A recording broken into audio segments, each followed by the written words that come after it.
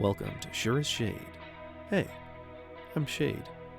Tonight we interview Kodi Kareem, creator of San Antonio's long-running monthly gear night, the Kinky Karnival, and founding member of the San Antonio Leathermen.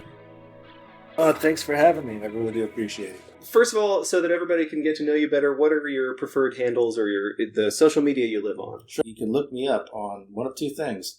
Kinky Karnival SA, and that's Carnival spelled with a K, and also Kodi.Kareem. Kodi, Kodi, period, Kareem, Kareem as in Michael. Let's talk about the Kinky Karnival. Here in San Antonio, in case you're not from that part of Texas, we have a fun event that happens every first Saturday of the month. It's called the Kinky Karnival. It happens in a local venue called the Sparks Club. The Kinky Karnival is essentially a very thematic gear night. Every month we come up with a new theme centered around a kind of kink or something a little more theatrical, and it gives folks an opportunity to come in, show off their sluttier, kinky side, have a few drinks with some friends, or make some new friends, or walk off with some new friends, so to speak, and have a good time. And so far, it's been running for just over 5 years now. It is the biggest gear event we have in San Antonio. Wow. It's a regular thing. It's something people can count on. It happens every month.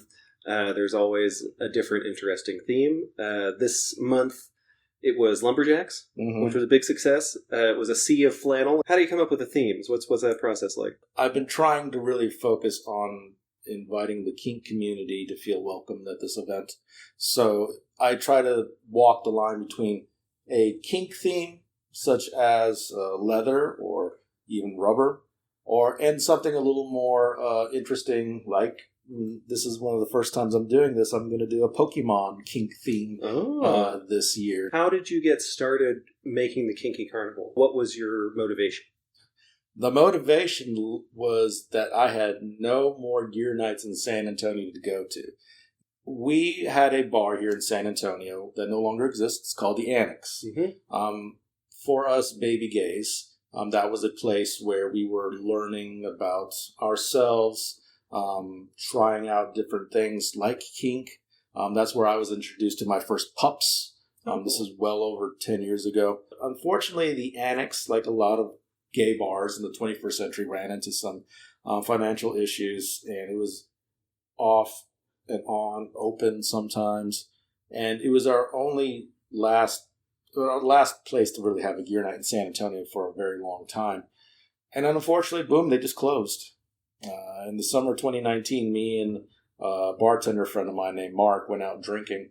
And this is during the day. It was day drinking. So, all the great ideas come from that. And I guess maybe I had one shot of Fireball too many. And I said, you know what? I'm going to have my own gear night. And I'm going to name it after myself. And it's like Kodi Kareem's, and then eventually we were trying to workshop a nickname and stuff like that. Kinky Karnival came up out of nowhere, and my friend Mark, who was the bartender over at Sparks Club, suggested Sparks Club. And it was really just a excuse to have another gear night. At the time, it was just another gear night. That's all we needed. And there was nothing at the time.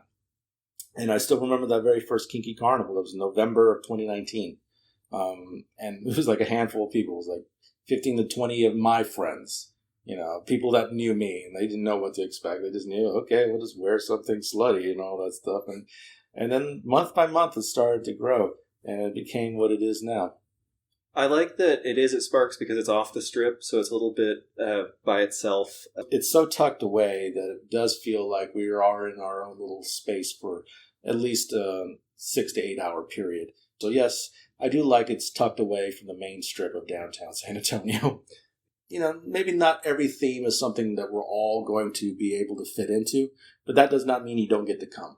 Like what you're wearing tonight, I'm not seeing any skin-tight leather. I myself am just wearing a t-shirt and jeans. I could come into Kinky Karnival, and I want people to feel as welcome to go in there dressed as they are. One of the things I love about the Kinky Karnival is going in and looking around. It's almost like being on another world because there are so many different types of kinky people there. They'll turn around and there's a gaggle of pups. although they go to bed early, so that's only if they're there before 10 p.m. There will be Leathermen, there will be people in full skin-tight rubber, people in harnesses. It's a really cool vibe. So I remember when I first saw furries come to the Kinky Carnival. They were there this last one. Big old furry heads and sometimes full body outfits. The Sisters of Perpetual Indulgence. When they first started to come over to the Kinky Carnival, I realized I made it. I'm one of those events. This is like, different kinds of communities are coming. You are the secretary of the San Antonio Leathermen.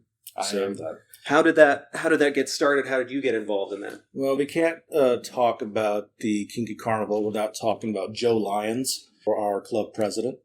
He is a longtime friend of mine. Joe came in suddenly really into leather. And, I've known this guy for so long that I didn't think that he was going to hold on to this for very long. But no, it stuck. And then one day he pulled me and our future vice president over and said, I think I want to start a club. I saw over a period of time it grow into a very important social organization.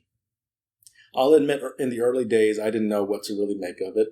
I'm fully on board, and so are over 100 other local San Antonio or Texas leather men and women, and theys, thems as well, who are just as excited to be members of that organization.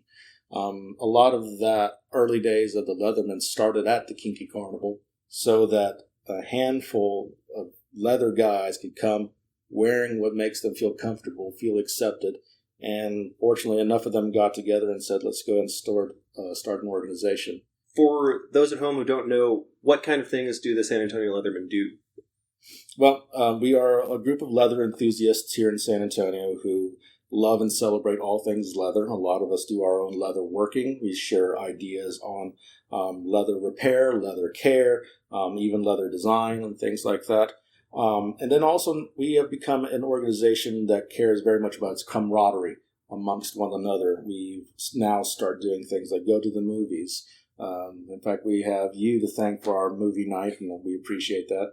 We have a monthly social where we just get to know each other, share and exchange ideas. We even have educational opportunities about what we can do as far as not just as far as care of our leather, but care as a community. We want to continue to work as far as our education goes, because we got a lot of new members who are young. They're idealistic. They are very interested in cultures of leather and kink that existed prior to them. So now we feel it's our responsibility to start talking about what that was, what our history is, because I firmly believe that LGBTQ history also involves kink history. Absolutely. And that's something we cannot ignore. Thanks for watching. Please like and subscribe.